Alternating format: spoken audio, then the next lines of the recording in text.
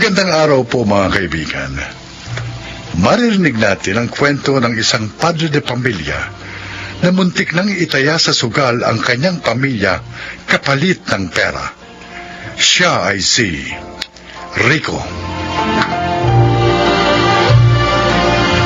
Mahirap kumita ng pera. Kaya minsan, gusto nating mas mapadali ang paghahanap buhay. Subalit ang buhay ay hindi natin maaaring ituring na parang sugal, na ang bawat taya ay walang kasiguruhan. Dapat sa bawat desisyong ginagawa natin, alam natin kung mabuti o masama ang kahihinatnan.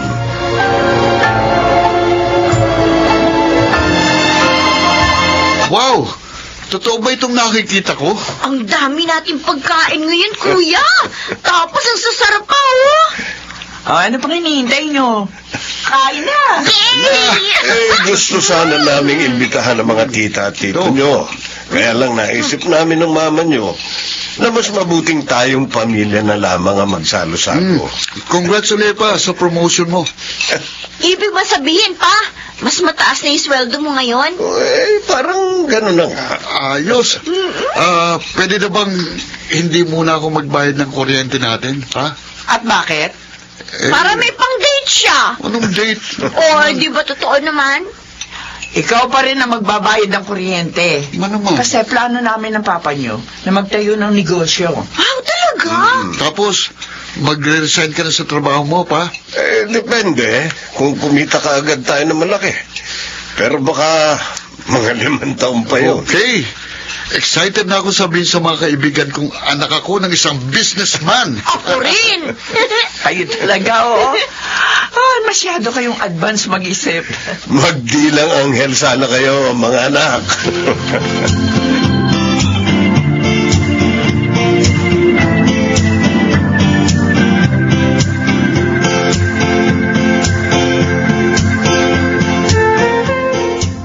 Subukan mo lang, pare.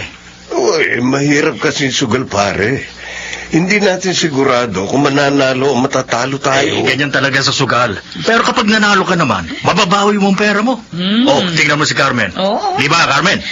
Basta dapat, marunong ka lang kumontrol ng sarili mo, Rico, ha? Kasi nakakadig ang sugal, lalo na kapag lagi ka nananalo. Yung pangalawang kotse ni Carmen, katas ng sugal yun. Di ba, Carmen? Oo. Kaya maya-maya, sumama ka sa amin, Rico. Uy, pero... Mag-observe ka lang naman. Hindi ka tataya. Tingnan mo lang kung paano namin ginagawa. At nasisiguro ko sa'yo, mag-e-enjoy ka.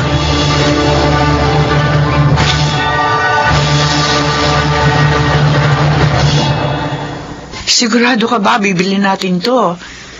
Hindi mo pa payday, ha? May pera ako rito. Rico, mamahalin ang refrigerator na ito. Nakakahiya naman kasi na bagong promote ako.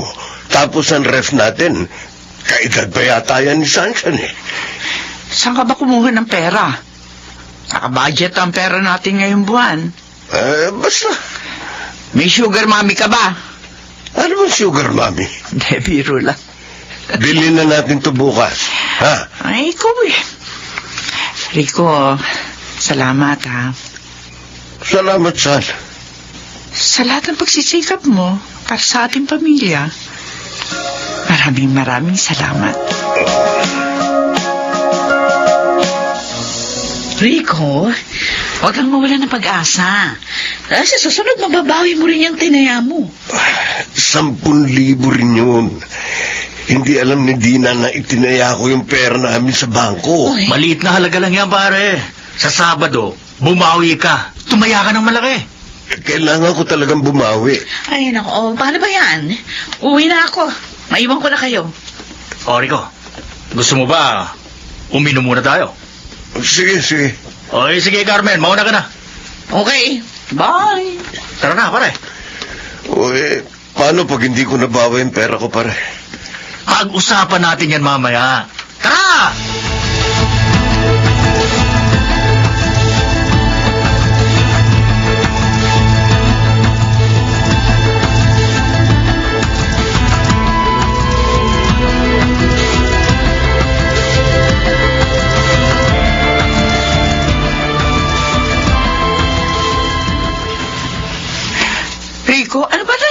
sa'yo.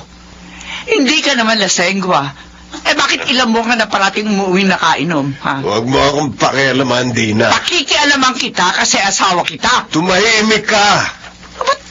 Gusto ko na matulog. Huwag mo akong bungangahan. At isa pa, saan mo ginagasta yung pera natin? 3 beses kang nag-withdraw ng malalaking halaga sa savings account natin. Ano ba pinagagagawa mo? Binabawasan mo yung pera pagpatayo ng hardware natin. Sabi ko, tumahimik ka! Okay, bukas, kapag hindi ka nalasing, mag-uusap tayo.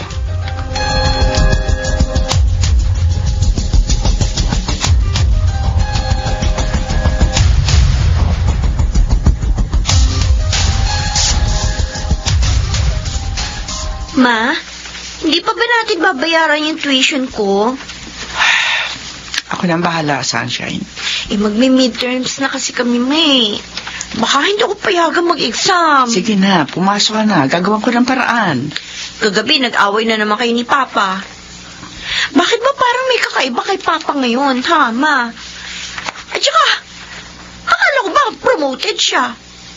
Bakit parang palagi tuloy tayo ngayon na walang pera? Sunshine, na pag-aaral mo, isipin mo. Huwag mo na ito problemahin. Kami na ng papa mo ang bahala rito. Sige na. Sige po. Alis na po ako. Paano ko ba sasabihin sa inyo ito, mga anak? Paano ko sasabihin sa inyo na nalululong sa sugal ang papa niyo?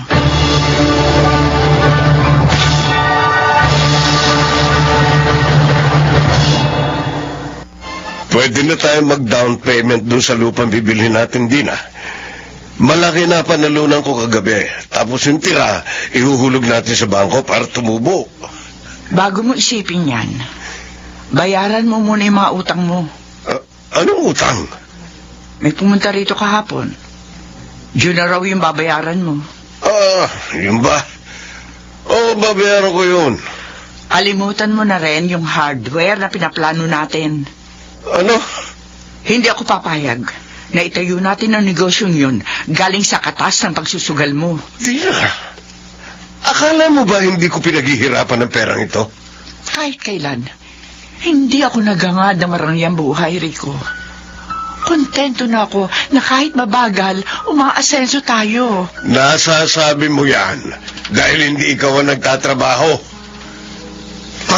Pagod na ako sa trabaho ko. Kaya gusto ko makapag-retiro na maaga. Pagod na ako magtrabaho na minamandohan ng kung sino. Gusto ko na rin magkaroon ng sariling pagkakakitaan. Yung ako nag-uutos at hindi akong inuutosan. Masama bang pangarapin yun? Walang masama sa pangarap mo. Ang masama ay ang paraan mo ng pagtupad sa pangarap mo.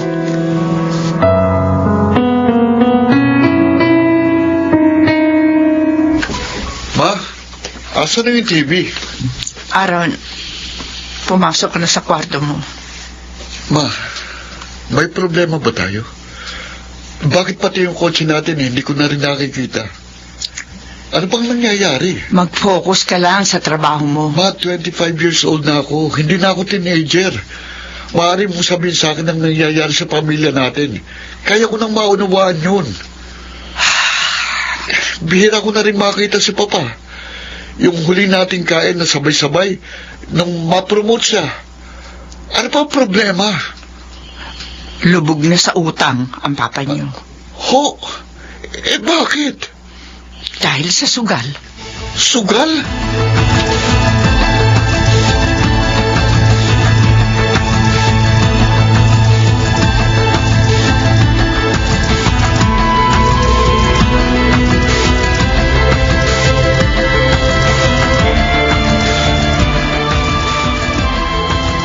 Pangako, Dina, mananalo ko ngayon.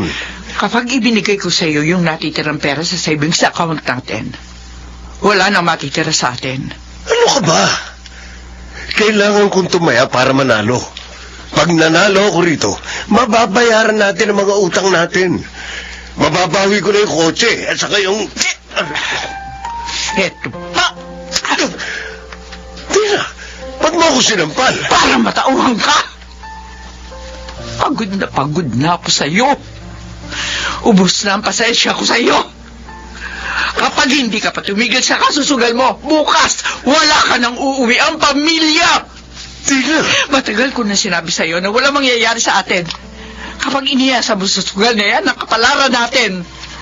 Lalo lang tayo mapapasama sa ginagawa mo. At baka sa susunod, pati yung mga anak mo, itaya mo na rin sa sugal na yan.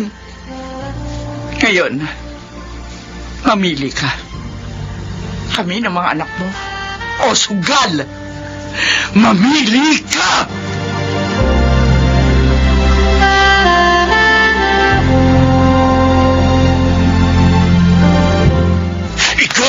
Ikaw ang may kasalanan nito. Bitiyan mong Rico!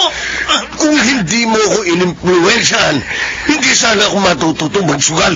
Hindi sana mawawala lahat ng pinuntal ko. Huwag mo kong sisihin! Ikaw ang hindi marunong kumontrol sa sarili mo! Kailangan ka na namin ni Carmen na huwag kang maahanig sa sugal pero hindi ka nakinig! Tumigil ka! Ikiwan mo ako! Aray!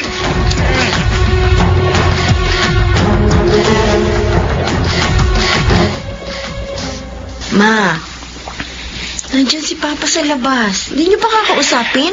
Ma, kausapin mo na. Dito lang kayo. Oo. Oo, Ma. Paano ba kita haharapin, Rico? Kung maaari lang, ayoko na makita ka pa. Dina, Bakit mo kami sinundan dito sa bahay ni Mama? patawarin mo ako. Humihingi ako ng tawad sa kasalanan ko.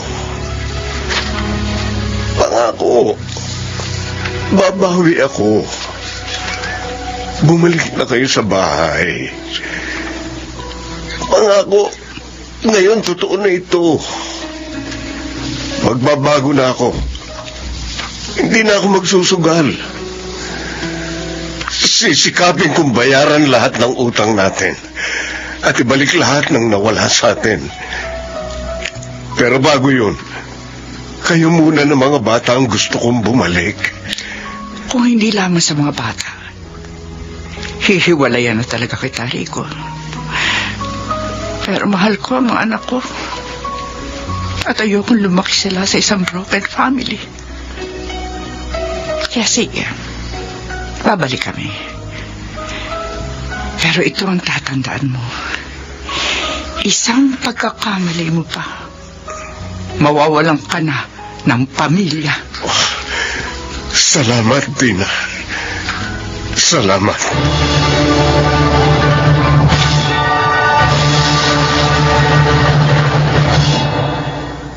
Matagal bago ko napagtantong mali ang ginagawa kong paraan para makamit ang mga pinapangarap namin bilang isang pamilya. Imbis na mapadali, mas naging matagal ang pag-asenso namin dahil sa mga mali kong desisyon. Mabuti na lamang, natutuhan ko na ang isang mahalagang leksyon bago pa man tuluyang nawasak ang aking pamilya. Ako si Rico, at ito ang aking buhay. Hirap man ang buhay, pero hindi natin maaaring iasa sa sugal ang ating kapalaran. Magsikap upang umasenso, at higit sa lahat, patutong maghintay at magpasensya. Walang shortcut ang buhay. Mga nagsiganap: Susan Robles, Chiquit del Carmen Amor, Baynard Landicho, Phil Cruz, Rosana Villegas, at Lionel Benamin sa papel na Rico. Naglapat ng angkop na tunog Jenny Mutia, sa musika Buboy Salonga. Supervisyong teknikal Eric Lucero at Bong Muyar. Creative Consultant Phil Cruz. Production Assistant Anching Cruz. Ito'y mula sa panulat ni Rita Labanon. Sa direksyon June Martin Ligaspe at Maynard Landicho Jr. Ito ang aking buhay.